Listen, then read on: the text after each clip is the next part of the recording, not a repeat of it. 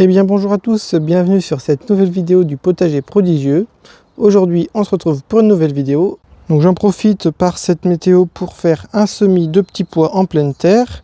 Donc vous avez pu voir dans les anciennes vidéos un semis en godet qui est déjà bien levé. Mais là j'enchaîne directement avec un semis en pleine terre. Donc j'ai pas mal de difficultés avec ce semis de petits pois, en tout cas en début d'année, où en fait mes graines se font manger par des sortes de petits vers blancs. Donc je vais quand même retenter cette année, car on va dire une année sur deux ça se passe quand même plutôt bien. Donc là je suis venu faire un sillon sur la longueur et je vais venir mettre mes graines à peu près à 2 cm de profondeur. Donc j'ai pu disposer mes graines sur l'ensemble du sillon et maintenant il ne me reste plus qu'à recouvrir mes graines.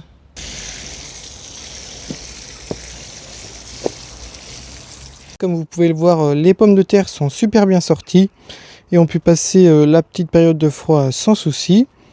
Et pour le moment, ils n'annoncent pas de température négative, donc on est bon pour ces pommes de terre. Donc je suis venu vider le composteur et j'en ai profité du coup pour mettre 3 brouettes de compost dans la serre, ce qui m'a permis de rehausser le niveau de mes bacs. Donc voilà, j'ai pu en mettre sur le côté droit, un petit peu au centre, même si les pommes de terre sont présentes, et aussi sur le côté gauche. Et donc maintenant que mon sol est prêt, je vais pouvoir venir entamer un semis de radis. Donc je vais prendre l'intégralité du côté gauche, donc je vais faire des lignes de ce sens-ci et je vous reprends une fois que c'est fait. Donc je sais pas si on verra à la caméra, mais j'ai fait 5 sillons et donc là je vais venir recouvrir mes graines délicatement et venir arroser.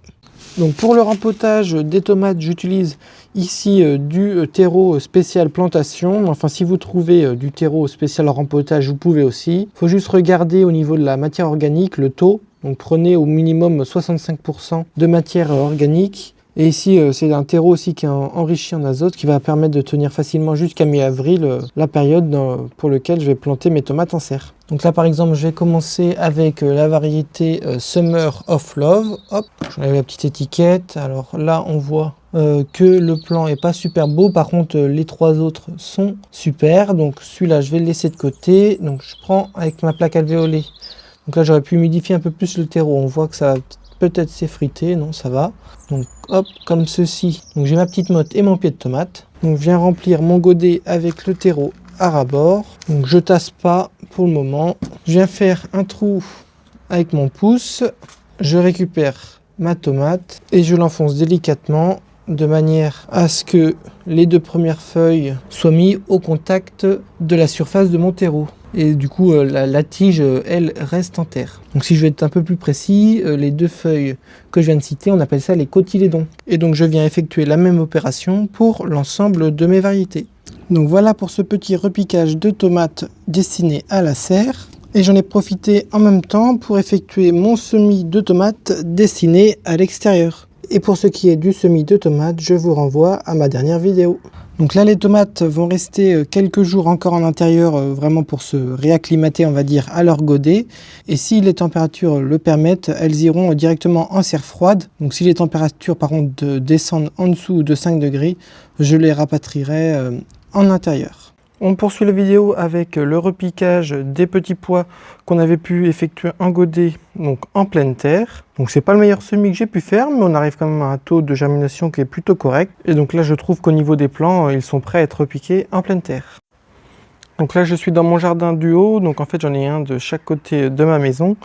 Donc j'ai pu passer un petit coup de motoculteur pour enlever les adventices, étant donné que là on était vraiment pire que sur de la pelouse. Donc ça c'est bien parti, et de toute façon je viendrai rajouter du fumier de vache prochainement. Donc je me suis concentré du coup sur le côté le plus proche du mur extérieur pour que je puisse facilement mettre le fumier sur le reste du terrain. J'ai installé mes tuteurs, mon grillage à moutons. Donc là ça va être sur des petits pois à rame, donc pour le moment ça va être bon. Mais une fois qu'ils vont arriver à hauteur du grillage, là je vais être obligé de rajouter un filet comme j'ai pu faire l'année dernière. Donc là je vais les espacer d'une vingtaine de centimètres entre chaque godet et je vous reprends une fois que c'est fait. Et donc voilà le résultat après avoir repiqué mes petits pois en pleine terre. Donc j'en ai laissé 3 sur le côté au cas où, si jamais je m'en fais manger quelques-uns. Je suis venu mettre quelques granulés de fumier au niveau de chaque pied. Et on n'oublie pas à chaque fois le petit arrosage avant de repartir. On se retrouve en extérieur pour un semis de fleurs pour cette saison 2026. Donc ça va être une première pour moi. Je vais venir semer différentes variétés de fleurs que je vais vous présenter tout de suite.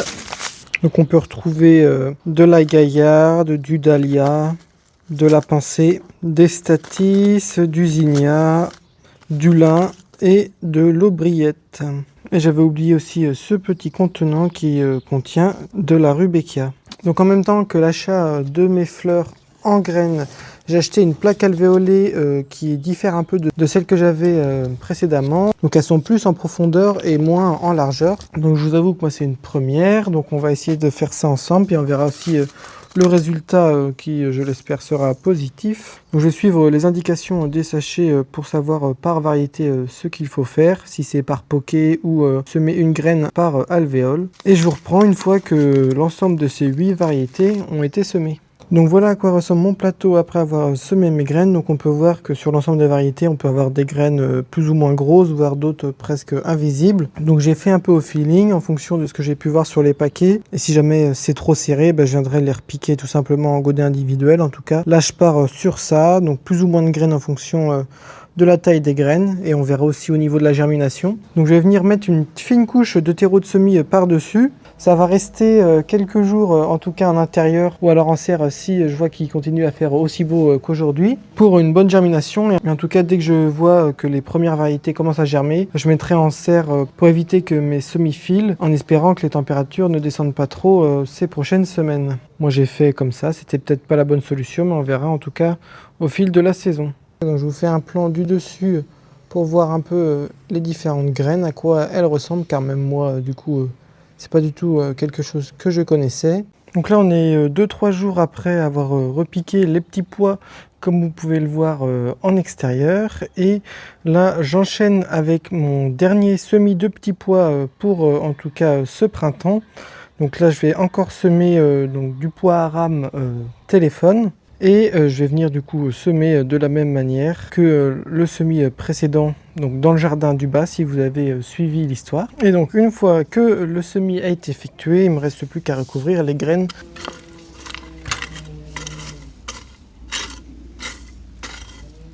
On clôture la vidéo avec un semis d'œillet d'Inde en barquette.